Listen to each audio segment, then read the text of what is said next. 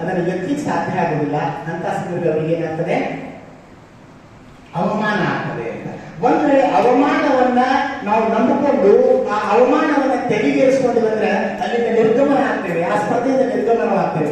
ಆ ಅವಮಾನಕ್ಕೆ ನಾವು ಎದೆ ಕೊಟ್ಟು ಅದರ ವಿರುದ್ಧವಾಗಿ ನಿಂತುಕೊಂಡ್ರೆ ಒಂದಿನ ನಮಗೇನಾಗ್ತದೆ, ಸನ್ಮಾನ ಆಗ್ತದೆ.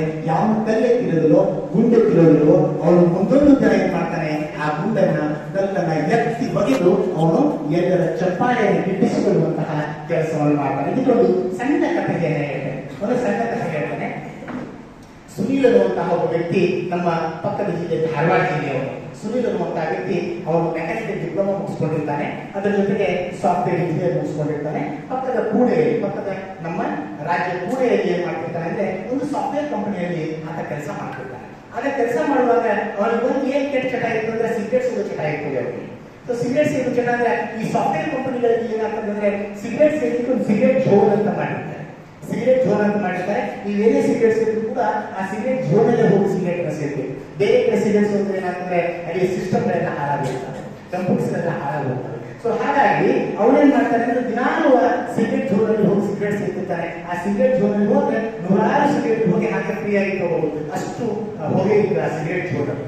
ಸೊ ಒಂದಿನ ಆ ಸುನೀಲಿಗೆ ಏನಿಸ್ತಂದ್ರೆ, ನಾನು ಈ ಸಿಗರೇಟ್ ಝೋನಲ್ಲಿ ಸಿಗರೇಟ್ ಸೇರೋದು ಬೇಡ, ಈ ಕಂಪನಿಯ ಟೆರಸ್ ಮೇಲೆ ಹೋಗಿ ಸ್ವಲ್ಪ ಆರಾಮಾಗಿ ಹಿತವಾಗಿ ಸಿಗರೇಟ್ ಸೇರ್ಬೇಕು ಅಂತ ಅನಿಸ್ತದೆ. ಸಿಗರೇಟ್ ಅನ್ನು ತಗೊಂಡು ಕಂಪನಿಯ ಟೆರಸ್ ಮೇಲೆ ಹೋಗ್ತಾನೆ. ಕಂಪನಿಯ ಟೆರಸ್ ಮೇಲೆ ಹೋಗಿ ಸಿಗರೇಟ್ ಸೇರ್ಲಿಕ್ಕೆ ಪ್ರಾರಂಭ ಮಾಡ್ತಾನೆ. ಸಿಗರೇಟ್ ಸೇರ್ತಾ ಅಲ್ಲಿ ಒಂದು ವಾಟರ್ ಟ್ಯಾಂಕ್ ಇರ್ತದೆ, ನೀರಿನ ಟ್ಯಾಂಕ್ ಇರ್ತದೆ. ಆ ಟ್ಯಾಂಕ್ ಅಲ್ಲಿ ಏನೋ ಸೌಂಡ್ ಆಗ್ತದೆ ಅವರಿಗೆ.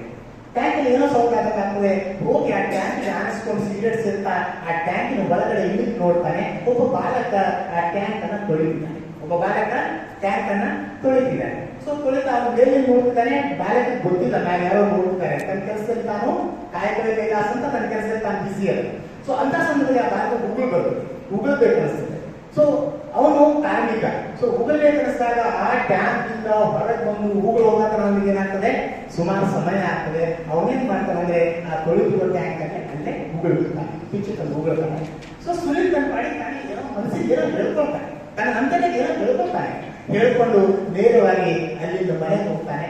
ಮನೆಗೆ ಹೋಗಿ ಮನೆಯಲ್ಲಿ ತಂದೆ, ಹೆಂಡತಿ ಮತ್ತು UKG ಕಲಿಯುವಂತಹ ಮಗು ಇರ್ತದೆ. ಅವ್ರಿಗೆ 40,000 ಸಂಬಳ ಇರ್ತದೆ. ಸೊ ತಂದೆ ಹೋಗಿ ಹೇಳ್ತಾನೆ, ಅಪ್ಪ ನಾನು ಈ ಸಾಫ್ಟ್ವೇರ್ ಕಂಪನಿ ಇಂಜಿನಿಯರ್ ಹುದ್ದೆಗೆ ರಾಜೀನಾಮೆ ಕೊಡ್ಬೇಕು ಅನ್ಕೊಂಡಿದ್ದೀನಿ. ಅಂದಾಗ ತಂದೆಗೆ ಅನಿಸ್ತದೆ, ಮೋಸ್ಟ್ಲಿ ಫಾರಿನಲ್ಲಿ ಏನಾದ್ರು ಅವಕಾಶ ಸಿಕ್ಕಿರ್ಬೋದು, ಅದಕ್ಕೆ ಈ ಹುದ್ದೆಗೆ ರಾಜೀನಾಮೆ ಕೊಡ್ತಿದ್ದಾನೆ. ಆಗ ಎಲ್ಲಿಯಾದ್ರೆ ಫಾರಿನಲ್ಲಿ ಏನಾದ್ರು ಅವಕಾಶ ಸಿಕ್ಕಿದೆಯಾ? ಇಲ್ಲಪ್ಪ, ನಾನು ನನ್ನ ಸಾಫ್ಟ್ವೇರ್ ಕೆಲಸಕ್ಕೆ ರಾಜೀನಾಮೆ ಕೊಟ್ಟು ಟ್ಯಾಂಕ್ ಒಳ್ಳೆಯ ಕೆಲಸ ಮಾಡ್ಬೇಕು ಅನ್ಕೊಂಡಿದ್ದೀನಿ ಅಂತ. ಸಾಫ್ಟ್ವೇರ್ ಹುದ್ದೆ ರಾಜೀನಾಮೆ ಕೊಟ್ಟು ಟ್ಯಾಂಕ್ ಒಳ್ಳೆಯ ಕೆಲಸ ಮಾಡ್ಬೇಕು ಅನ್ಕೊಂಡಿದ್ದೀನಿ.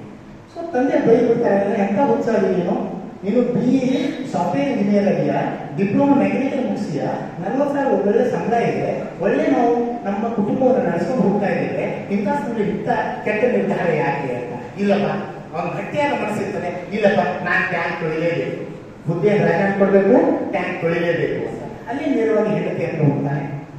ಹೆಂಡತಿ ಹೋಗಿರ್ತಾನೆ, ನಾನು ನನ್ನ ಹುದ್ದೆಗೆ ರಾಜೀನಾಮೆ ಕೊಟ್ಟು ಟ್ಯಾಂಕ್ ತೊಳೆಯ ಕೆಲಸ ಮಾಡ್ಬೇಕು ಅನ್ಕೊಂಡಿದ್ದೀನಿ.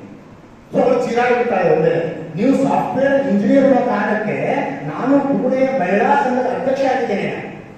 ನೀವು ಸಾಫ್ಟ್ವೇರ್ ಇಂಜಿನಿಯರ್ ಅನ್ನೋ ಕಾರಣಕ್ಕೆ ನಾನು ಪುಣೆಯ ಮಹಿಳಾ ಸಂಘದ ಅಧ್ಯಕ್ಷ ಆಗಿದ್ದೇನೆ. ನೀವು ಟ್ಯಾಂಕ್ ಒಳ್ಳೆ ಕೆಲಸ ಮಾಡಿದ್ರೆ ನನಗೆ ಕಿಮ್ಮತ್ ಕೊಡ್ತಾರೆ, ಹಾಗಾಗಿ ನೀವು ಬೇಡ ಅಂತಾರೆ. ಆದ್ರೂ ಕೂಡ ಕೇಳೋದಿಲ್ಲ, ಗಟ್ಟಿಯಾದ ಮನಸ್ಸಿರ್ತದೆ, ಇಲ್ಲ ನಾನು ಟ್ಯಾಂಕ್ ತೊಳೆಯಬೇಕು. ಮಗುವಿನ ಹತ್ರ ಹೋಗ್ತಾನೆ, UKG ಓದ್ತಿರ್ತದೆ, ಅಮ್ಮ ನಾನು ನನ್ನ ಹುದ್ದೆಗೆ ರಾಜೀನಾಮೆ ಕೊಟ್ಟು ಟ್ಯಾಂಕ್ ಒಳ್ಳೆಯ ಕೆಲಸ ಮಾಡ್ಬೇಕು ಅನ್ಕೊಂಡೆ. ಅಖಿಲ ಚಿನ್ನ ಹೇಳ್ಬಿಡ್ತಾರೆ, ಅಪ್ಪ ನೀನು ಸಾಫ್ಟ್ವೇರ್ ಇಂಜಿನಿಯರ್ ಅನ್ನೋದಕ್ಕೆ ಕಾರಣ ಕೊಡು, ನನಗೆ ನನ್ನ ಕಾನ್ವೆಂಟ್ ಸ್ಕೂಲಿಗೆ ಪ್ರೀತಿ ಅನ್ನೋದಕ್ಕೆ ನನ್ನ ಟೀಚರ್ಸ್ ಕೂಡ ನನಗೆ ಗೌರವ ಕೊಡ್ತಾರೆ, ನನ್ನ ಟೀಚರ್ಸ್ ಕೂಡ ಗೌರವ ಕೊಡ್ತಾರೆ, ನೀನು ಟ್ಯಾಂಕ್ ಒಳಗೆ ನನಗೆ ಗೌರವ ಕೊಡ್ತಾರೆ, ಬೇಡ ಅಂತಾರೆ. ಆದ್ರೂ ಕೂಡ ಕೇಳೋದಿಲ್ಲ ಮನುಷ್ಯ. ಇಲ್ಲಮ್ಮ, ನಾನು ಟ್ಯಾಂಕ್ ಒಳಗೆ ಕೆಲಸ ಮಾಡಬೇಕು. ಒಂದು ರಾಜೀನಾಮೆ ಪತ್ರವನ್ನು ಬರೀತಾನೆ. ರಾಜೀನಾಮೆ ಪತ್ರವನ್ನು ಬರೆದು ನೇರವಾಗಿ CEO ಆಫೀಸಿಗೆ ಹೋಗ್ತಾನೆ. ಆ ಕಂಪನಿಯಲ್ಲಿ ಒಂದು CEO ಚೇಂಬರ್ ಅಂತ ಇರ್ತದೆ. ಸೊ CEO ಚೇಂಬರ್ ಹೋಗಿ ಆ CEO ಹೇಳ್ತಾನೆ, ಸರ್ ನಾನು ಈ ಹುದ್ದೆಗೆ ರಾಜೀನಾಮೆ ಕೊಟ್ಟು ಟ್ಯಾಂಕ್ ಒಳಗೆ ಕೆಲಸ ಮಾಡ್ಕೊಂಡು ಎಂತ ಹುಚ್ಚಾಗಿ ಅಂತ ಅವನು ಬೈದಿರ್ತಾನೆ. ಆದ್ರೂ ಕೂಡ ಇಲ್ಲ ಸರ್, ಗಟ್ಟಿಯಾದ ಮನಸ್ಸು, ನಾನು ಟ್ಯಾಂಕ್ ತೊಳಿಲೇಬೇಕು ಅಂತ. ನೋಡಪ್ಪ, ರಾಜೀನಾಮೆ ಆಫೀಸ್ ತಗೋ, ಒಳ್ಳೆ ಹುದ್ದೆ ಇದೆ, ಬಿಟ್ಟು ಹೋಗ್ಬೇಡ ಅಂತ ಕೇಳ್ತಾನೆ. ಆದ್ರೂ ಇಲ್ಲ, ನಾನು ಟ್ಯಾಂಕ್ ತೊಳಿಲೇಬೇಕು. ಹೊರಡ್ತಾನೆ, ರಾಜೀನಾಮೆ ಪತ್ರ ಕೊಟ್ಟು ಅವನು ಬಾಗ್ಲ ದಾಟಬೇಕು, ಮತ್ತೆ ವಾಪಸ್ ತಿರುಗ್ತಾನೆ. CEO ಅನಿಸ್ತದೆ, ಇವನು ರಾಜೀನಾಮೆ ವಾಪಸ್ ತಗೊಳ್ಳಿ ಬರ್ತಿದ್ದಾನೆ ಅಂತ. ಸೊ ಸಿಇಒ ಹತ್ರ ಹೋಗ್ತಾನೆ, ರಾಜೀನಾಮೆ ಆಫೀಸ್ ತಗೊಳ್ತೀಯಾ ಅಂತ ಕೇಳ್ತಾನೆ ಸಿಇಒ. ಇಲ್ಲ ಸರ್, ನಾನು ರಾಜೀನಾಮೆ ಆಫೀಸ್ ತಗೊಳ್ಳಲ್ಲ, ನಿಮ್ಮ ಕಂಪನಿಯ ಟೆರಸ್ ನಲ್ಲಿ ಇರುವಂತಹ ಟ್ಯಾಂಕ್ ತೊಳೆಯ ಕೆಲಸ ನನಗೆ ಕೊಡಿ ಅಂತಾನೆ. ಅವ್ನು ಮುಗಿದು ಬಿಡ್ತಾನೆ. ಸರಿ ಆಯ್ತು ಹೋಗಪ್ಪ ಅಂತಾನೆ. ಸೊ ಆರಂಭದಲ್ಲಿ ಏನ್ ಮಾಡ್ತಾನೆ, ಮನೆಗೆ ಹೋಗ್ತಾನೆ. ಅವನು ಮೊದಲೇ ಮೆಕ್ಯಾನಿಕಲ್ ಇಂಜಿನಿಯರ್, ಒಂದು ಸಣ್ಣ ಮಷೀನ್ ಅನ್ನ ಕಂಡಿಡಿತಾನೆ, ಒಂದು ಪೌಡರ್ ಅನ್ನ ಕಂಡಿಡಿತಾನೆ. ಆರಂಭದಲ್ಲಿ ಪುಣೆ ಎಲ್ಲಾ ಟ್ಯಾಂಕ್ ಗಳನ್ನು ತೊಳಿಲಿಕ್ಕೆ ಪ್ರಾರಂಭ ಮಾಡ್ತಾನೆ. ಪುಣೆ ಎಲ್ಲಾ ಟ್ಯಾಂಕ್ ಗಳನ್ನು ತೊಳಿಲಿಕ್ಕೆ ಪ್ರಾರಂಭ ಮಾಡ್ತಾನೆ.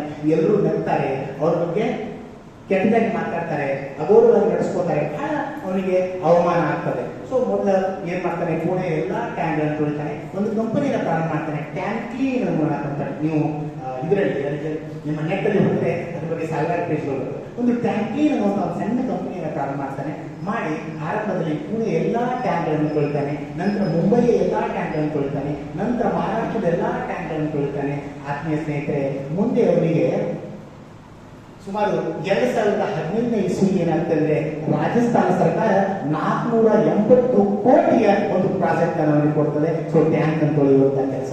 ಸೊ ಇವತ್ತು ಆ ಟ್ಯಾಂಕ್ ಕ್ಲೀನ್ ಅನ್ನುವಂತ ಕಂಪನಿನ ಶುಭಮ್ ಅಂತ ಹೇಳಿ ಹೆಸರು ಬದಲಾವಣೆ ಮಾಡ್ಕೊಂಡಿದ್ದಾನೆ. ಶುಭಮ್ ಅಂತ ಹೆಸರು ಬದಲಾವಣೆ ಮಾಡ್ಕೊಂಡಿದ್ದಾನೆ. ಇವತ್ತು ಜಗತ್ತಿನಲ್ಲಿ ಶ್ರೇಷ್ಠ ಕಂಪನಿಯರು ಇವತ್ತು ಅವನು ಒಂದು ದಿನಕ್ಕೆ 1 ಕೋಟಿ ರೂಪಾಯಿಯನ್ನು ದುಡಿತಾನೆ. ಒಂದು ದಿನಕ್ಕೆ 1 ಕೋಟಿ ರೂಪಾಯಿಯನ್ನು ದುಡಿತಾನೆ. ಸೊ ಹಾಗಾಗಿ ನಾವು ಬೆಳೆಯುವಂತ ಹಂತದಲ್ಲಿ, ಆತ್ಮೀಯ ಸ್ನೇಹಿತರೆ, ಬೆಳೆಯುವಂತ ಹಂತದಲ್ಲಿ ನಮಗೆ ಕಾಲಿನ ಜಗ್ಗರು ಸುಮಾರು ಜನ ಇರ್ತಾರೆ. ಆ ಕೆಲಸ ನಾವು ಮಾಡ್ಲಿಕ್ಕೆ ಸಾಧ್ಯ ಇಲ್ಲ ಅಂತ ಅನುಮಾನ ಹುಟ್ಟುತ್ತದೆ. ಅನುಮಾನ ಆದ ನಂತರ ಅವಮಾನ ಆಗ್ತದೆ. ಅವಮಾನವನ್ನ ನೀವು ಎದುರು ನಿಂತ್ರಿ ಅಂದ್ರೆ ಒಂದಿನ ನಿಮಗೆ ಏನಾಗ್ತಂದ್ರೆ ಸನ್ಮಾನ ಆಗ್ತದೆ. ಹಾಗೆ ಸನ್ಮಾನಕ್ಕೆ ಒಳಗಾದವರು ಯಾರು ಅಂದ್ರೆ ಸುಳಿದವರು. ಹಾಗೆ ನಮ್ಮಲ್ಲಿ ಎಂತ ಮನಸ್ಸಿರ್ಬೇಕು ಅಂದ್ರೆ ಗಟ್ಟಿಯಾದ ಮನಸ್ಸಿರ್ಬೇಕು. ಸೋಲ್ವಿ ಗೆಲ್ಲಿ, ನಾನು ನಿರ್ಧಾರ ಮಾಡಿದ್ದನ್ನ ಮಾಡೇ ತೀರ್ತೇನೆ ಅನ್ನುವಂತಹ ಒಂದು ಗಟ್ಟಿಯಾದ ನಿರ್ಧಾರ ಇರಬೇಕು. ಸೊ ಅಂತಹ ಒಂದು ಗಟ್ಟಿಯಾದ ನಿರ್ಧಾರ ಇರದೇ ಇದ್ರೆ ನಮ್ಮ ಬದುಕಿಗೆ ನಾವೇ ಅಸಹ್ಯವಾಗಿ ಕಾಣ್ತೇವೆ ಅಂತ. ನಮ್ಮ ಬದುಕಿಗೆ ನಾವು ಅಸಹ್ಯವಾಗಿ ಕಾಣಬಾರದು ಅಂದ್ರೆ ನಾವು ಬದುಕನ್ನ ಗಟ್ಟಿಯಾಗಿ ಕಟ್ಕೊಳ್ಬೇಕು. ಎಂತ ಮನಸ್ಸಿರ್ಬೇಕಂದ್ರೆ ಮಣಿಯ ದೇಹ ಮನವೊಂದು. ಎಂತ ಮನಸ್ಸಿರ್ಬೇಕು?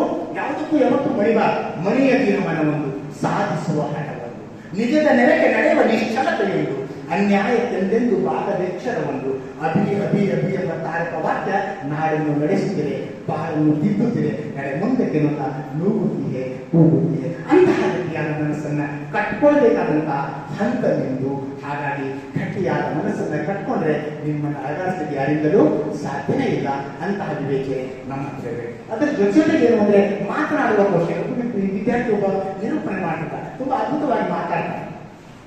ಅಂದ್ರೆ ಶಬ್ದವನ್ನ ಅದ್ಭುತವಾಗಿ ಉಚ್ಚಾರಣೆ ಮಾಡುವುದು ಕಲೆ. ಶಬ್ದವನ್ನ ಅದ್ಭುತವಾಗಿ ಉಚ್ಚಾರಣೆ ಮಾಡುವುದೊಂದು ಕಲೆ.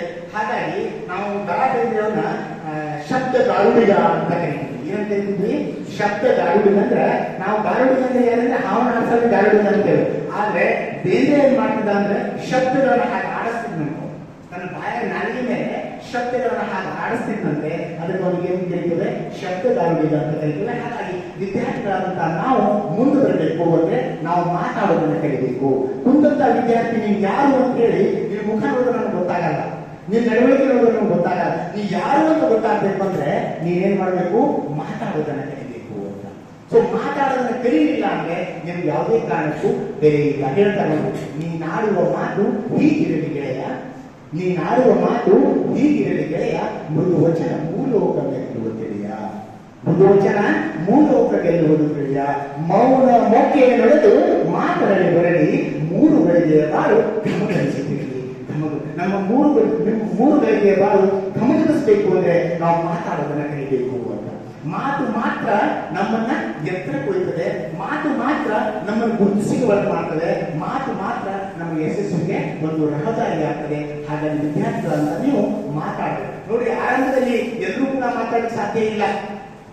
ಹಾಡಿ ಹಾಡಿ ರಾಗ, ಉಗುಳಿ ಉಗುಳಿ ರೋಗ, ಆಡ್ತಾ ಭಾಷೆ. ನೀವು ಸತ್ಯವಾಗಿ ವೇದಿಕೆ ಮೇಲೆ ಬಂದು ನಿಂತ್ರೆ ಒಂದು ಶಬ್ದ ಮತ್ತೊಂದು ಶಬ್ದ ಸಪೋರ್ಟ್ ಮಾಡ್ತೀರಲ್ಲ, ಆರಂಭದಲ್ಲಿ ಹಾಗೆ ಆಗ್ತದೆ. ಯಾವಾಗ ನೀವು ಶಬ್ದಗಳನ್ನ ಪೂರ್ಣಿಸೋದನ್ನ ಕಲಿತೀರೋ ನಿಮ್ಮಷ್ಟು ಒಬ್ಬ ಮೇಧಾವಿ, ನಿಮ್ಮಂತಹ ವಾಗ್ಮಿ, ನಿಮ್ಮಂತಹ ಮಾತಿನ ಚಾತುರ್ಯಗಳ ವ್ಯಕ್ತಿ ಮತ್ತೊಬ್ಬ ಈ ಜಗತ್ತಿನಲ್ಲಿ ಸಿಗಲಿಕ್ಕೆ ಸಾಧ್ಯ ಇಲ್ಲ. ಅದಕ್ಕೆ ನೀವೇ ಮಾಡಬೇಕು, ಪ್ರಯತ್ನ ಮಾಡಬೇಕು. ಹಳ್ಳಿಯ ನೋಡ್ರಿ, ಸಹಜವಾಗಿ ನಿಮ್ಮನ್ನು BA ಕಲ್ತಿಲ್ಲ, BCom ಕಲ್ತಿಲ್ಲ, ನಮ್ಮನ್ನು PhD ಮಾಡಿಲ್ಲ, ನಮ್ಮನ್ನು PG ಮಾಡಿಲ್ಲ. ನಮ್ಮ ತಾಯಿ, ನಮ್ಮ ಅಜ್ಜಿ ಮಾತಿನ ಲಹರಿ ಹರಸಕತ್ರೆ ಅವ್ರು ಸಾಯಂಕಾಲನಾದ್ರೂ ಮಾತಾಡ್ತಾನೆ ಇರ್ತಾರೆ. ಅವ್ರು ಸಾಯಂಕಾಲನಾದ್ರೂ ಮಾತಾಡ್ತಾನೆ ಇರ್ತಾರೆ. ಆದ್ರೆ ನಾವು ಒಂದು ವಿಷಯ ಮಾತಾಡಿದ ಮೇಲೆ ಮುಂದೆ ಮಾತಾಡಬೇಕು ಅಂತ ಯೋಚನೆ ಮಾಡ್ತೇವೆ. ಒಂದು ವಿಷಯ ಮಾತಾಡಿದ ಮೇಲೆ ಮುಂದೆ ಮಾತಾಡಬೇಕು